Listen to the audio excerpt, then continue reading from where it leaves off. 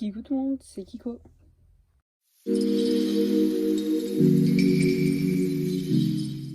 Alors aujourd'hui on se retrouve dans la dernière partie de cette première FAQ donc qui sera sur le modélisme, donc toutes les questions que vous m'avez posées sur le modélisme, Schleich, tout ça. Donc on va commencer maintenant. Donc combien de Schleich as-tu? Donc uniquement les Schleich, j'en ai 217. Ensuite, toutes marques confondues, j'en ai 246 et du coup les autres marques, j'en ai 29. Ensuite, qu'est-ce qui te plaît dans le modélisme? Alors je pense que c'est le contact avec les gens. Ça ouvre des portes, ça nous permet de discuter avec les gens qui ont la même passion que nous, dans le modélisme du coup. J'aime beaucoup parce que ça permet de découvrir des personnes, ça permet de découvrir des talents, ça mêle beaucoup de mêmes passions, donc la peinture, la créativité, tout ça, ça mêle toutes ces passions dans une même passion. Et je pense que c'est ça que j'aime bien, c'est que ça diversifie, on parle à beaucoup de gens, j'ai rencontré beaucoup de gens très gentils grâce au modélisme. Et du coup, ça c'est une des choses qui me plaît le plus, je pense. Quand as-tu eu ton premier Schleich et quel était-il? Donc, alors j'ai eu mon premier Schleich quand j'étais toute petite et au début je m'en servais comme jeu, du coup elle est un peu pourrie, on va dire ça comme ça. Donc c'est celle-ci. Comment enlever celui du fond, voilà. Donc c'est celle-ci, c'est la jument frisonne de 2005. Elle est vraiment très jolie, donc elle a vécu son temps, hein, et ça se voit. Et à l'époque, on s'amusait avec ma soeur. Je sais pas si ça va se voir. Je suis vraiment pas sûre comment elle voit. Bon, en fait, elle a des paillettes rouges, je crois que ça se voit un peu là.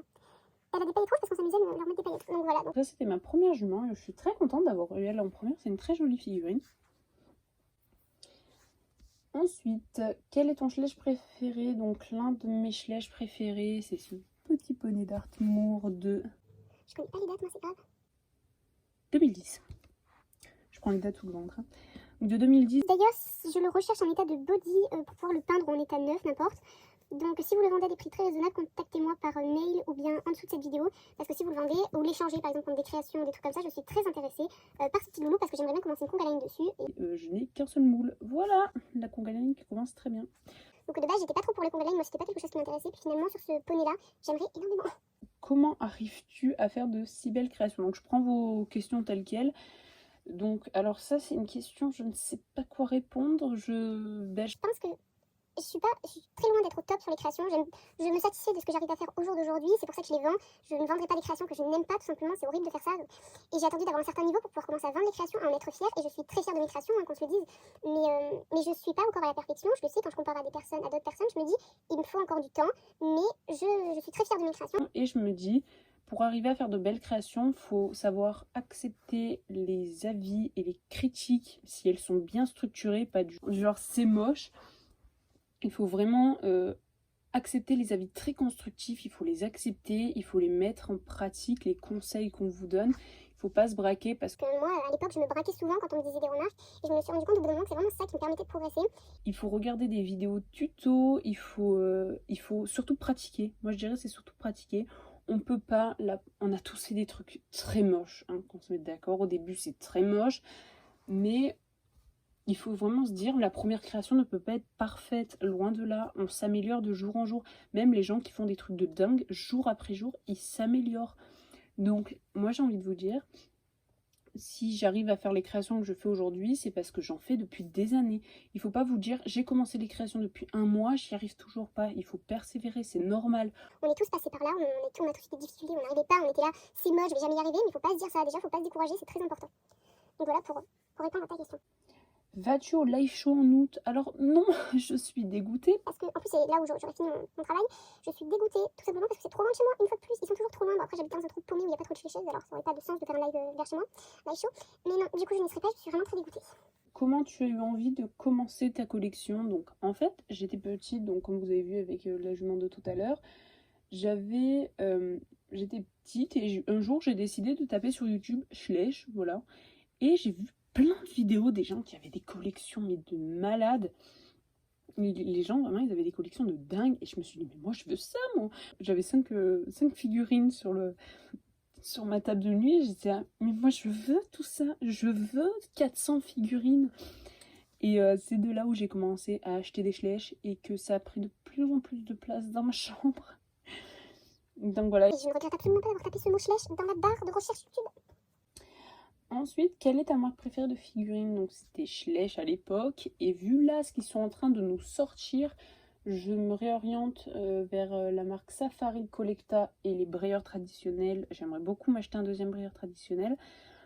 Donc voilà, c'est à peu près ces 3 marques-là que j'aime beaucoup et que j'aimerais bien en avoir beaucoup plus.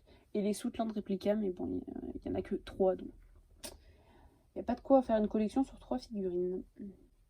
Ton plus grand rêve au niveau modélisme. Alors moi je dirais pour les Schleich, donc je parle pour les Schleich, hein, pas pour les autres figurines, ce serait d'avoir toutes les figurines, mais en s'arrêtant au... Enfin, équines, hein, pas, je parle pas des balayas, par exemple des chevaux indiens et tout ça, mais j'aimerais beaucoup m'arrêter à l'année 2018, avoir tous les chevaux avant l'année 2018, parce qu'après je pense arrêter un peu les Schleich et acheter uniquement par coup de cœur. Comme là pour 2020, j'ai un peu des coups de cœur, j'aime beaucoup la jument arabe, bouillon blanche, pas beaucoup de gens l'aiment mais moi je l'aime bien. Et les talons arabes, ils ont repris les deux, le moule de l'OF de 2000 je sais plus combien. Donc voilà, après j'achète vraiment par coup de cœur, parce que je trouve que ça sert à rien d'acheter des figurines qu'on trouve moches. Ça sert à quoi d'acheter très honnêtement des figurines qu'on trouve vraiment laides? À part pour la collection et dire je les ai tous, moi je trouve que ça n'a pas vraiment de sens. Mais bon, ça c'est mon avis encore une fois. Ensuite, combien de customs possèdes-tu en tout? Donc j'en ai 15, 14 de moi et un d'une autre personne. Donc je ne l'ai pas acheté, j'avais gagné un concours, mais les miens je compte uniquement ceux que j'ai encore parce que de tous ceux qui sont partis à la vente ou en échange, je sais pas, on doit être une trentaine passés. Mais du coup ce qui fait que là, au jour d'aujourd'hui, sans compter ceux qui vont partir et tout ça, j'en ai 14. Ensuite, où achètes-tu tes figurines? Donc je les achète sur King Jouet, MPV et Le Bon Coin ou Vinted, plus Vinted maintenant, et parfois sur Instagram. Donc voilà les 4 principales sources de là où je les achète. Et dernière question, où sont rangées tes figurines? Donc elles sont rangées sur une étagère, mais je ne vous en montre pas plus parce que je ferai un collection tour, un de ces 4. Donc voilà, c'est tout pour cette vidéo, j'espère qu'elle vous aura plu. Je suis contente d'avoir divisé en 4 vidéos différentes, ça me permet de plus répondre aux questions, même si du coup ça sera un peu plus long, ça me permet de mieux répondre aux questions, et j'espère que vous ne trouvez pas ça trop long pour une FAQ. Donc voilà, c'est tout pour cette vidéo réponse aux FAQ, j'en referai une dans quelques mois. J'espère que ça vous a plu, et moi je vous dis à la prochaine, ciao!